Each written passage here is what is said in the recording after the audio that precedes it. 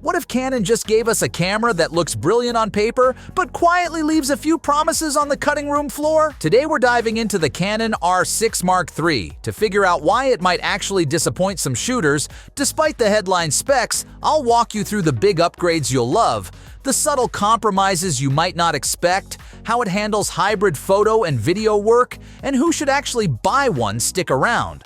The thermal and workflow trade-offs at the end are the part that will decide whether this is a keeper or a careful pass.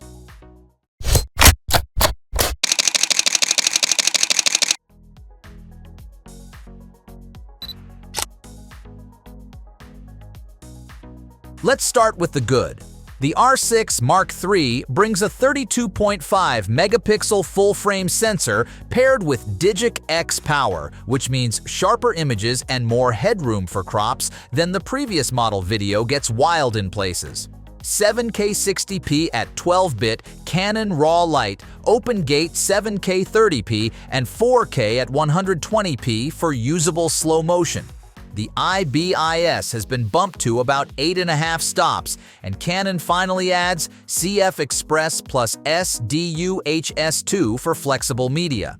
There are also practical workflow wins: a 3.69 million EVF, vari-angle touchscreen, and a multifunction shoe borrowed from higher-end bodies. On paper, it reads like a hybrid dream machine. Here's where the headline specs start to meet reality. Big sensor and high frame rates mean heat, and while Canon has improved thermal management, prolonged 7K or 4K 120p recording still pushes the camera that creates real questions for wedding shooters and run-and-gun filmmakers who need long, continuous clips. Also, some of the advanced features feel deliberately tiered. A few cinema-grade tools are trimmed compared to Canon's dedicated cinema line, and that can feel frustrating when you expect flagship parity at this price point. In other words, great capabilities exist, but they come with constraints you must plan around. Dual-pixel CMOS AF2 remains a highlight. Subject detection, register people priority, and movie servo AF are fast and competent. The camera is startlingly good at tracking in many scenarios, but perfection is rare. Edge cases like extreme backlight, fast erratic subjects at long ranges, or some third-party lenses can still trip it up. And although the 40 frames per second electronic burst is impressive, the file workflow and card throughput demand fast CF Express media if you want to exploit that speed without hiccups. Canon packed the R6 Mark III with filmmaker-friendly options: Canon Log 2, LUT support, pre-recording, focus breathing correction, and advanced monitoring tools. The open gate mode is clever for creators who need flexible aspect ratios for social platforms. But pro-cine workflows will still want an external recorder for extended RAW capture and color grading headroom. So while the camera can flirt with cinema, it still sometimes nudges you toward external gear for serious projects.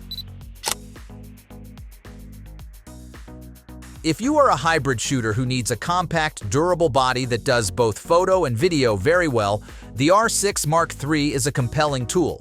Sports, weddings, and content creators who prioritize mobility and fast responsiveness will love it. But if you are a cinematographer needing long, continuous RAW recording or a studio pro chasing every cinema workflow convenience baked in, you should carefully evaluate whether the camera's real-world limits fit your processes.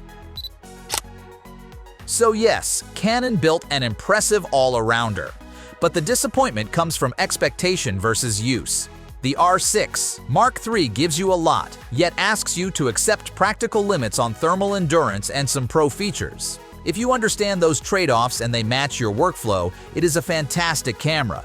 If not, consider whether a cinema body or a full-frame sibling better suits your needs. Which side are you on? Hybrid shooter or cinema purist? Drop your thoughts in the comments. Ever wished Canon would take the little R100 and just add the exact bits vloggers actually want? Well, What if they did that without blowing your budget? Today we're digging into the R100V leaks, the price whisper that it could sit near $650, the specs that promise a vlogger-friendly screen, and the little compromises Canon might make to keep the price low. Stick around because I'll tell you which upgrades matter and which ones are just marketing noise. And I'll reveal the one detail that could make or break this as a first camera for creators.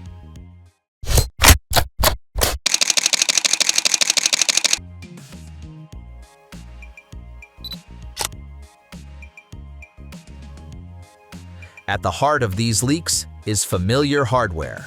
Expect a 24.1 megapixel APS-C CMOS sensor paired with a Digic 8 class processor. That combo already worked for the R100 and some earlier models, so don't expect a sensor revolution. Instead, think refinement. Solid stills, reliable colors, and autofocus that you can mostly trust. Autofocus is rumored to stay dual-pixel CMOS with eye detection and roughly 143 AF zones. Translation: it will track faces and eyes well enough for talking head videos without you having to babysit focus on every take. Video is where the 100-volt is supposed to get modest but meaningful upgrades. Leaks point to uncropped 4K up to 30 frames per second and 4K 60p in a cropped mode. Full HD up to 60 frames per second for slow motion is expected too. No Canon log, which means less flexibility for hardcore color grading, but a 10-bit HDR PQ mode should help beginners get punchier results straight out of camera. In short, it's more capable for vlogging than the R100, but it won't replace a higher-end hybrid if advanced video tools are your priority. Here's the headline everyone keeps circling: a 3-inch very-angled touchscreen. That flip-out display is the single most practical upgrade for vloggers and solo creators. Imagine framing shots while holding a microphone, or seeing your composition from weird low angles without guessing. To hit the target price, the EVF will likely be absent, and the body should stay compact at around 356 grams without an electronic viewfinder. That keeps the setup lightweight and pocketable, exactly what someone starting a channel wants.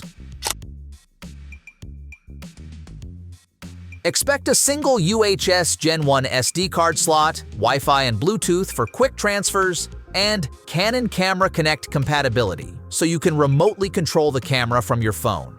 Continuous shooting near 6.5 frames per second with the electronic shutter should be decent for casual action shots.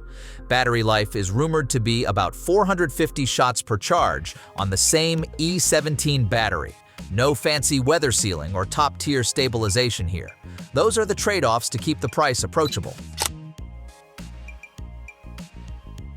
If these leaks hold up, the R100V looks like a sensible step forward: familiar sensor and processor, better video ergonomics thanks to the very-angle screen, and modestly improved recording options while staying under that $650 threshold with a kit lens. It will be a great choice for beginner vloggers, students, and creators who want an upgrade from smartphones without paying for pro features they will never use. If you need Canon log, 4K 60p uncropped, or pro-level stabilization, look higher. Otherwise, this could be the pragmatic pick worth waiting for. So what do you think? Is a very-angle screen and uncropped 4K enough to make you wait for the R100V? Or would you buy the R100 right now and skip the rumor cycle? Drop your thoughts in the comments. Tell me which spec you care about most. And if this video helped you decide, hit like, subscribe, and ring that bell so you don't miss the next camera rumor deep dive.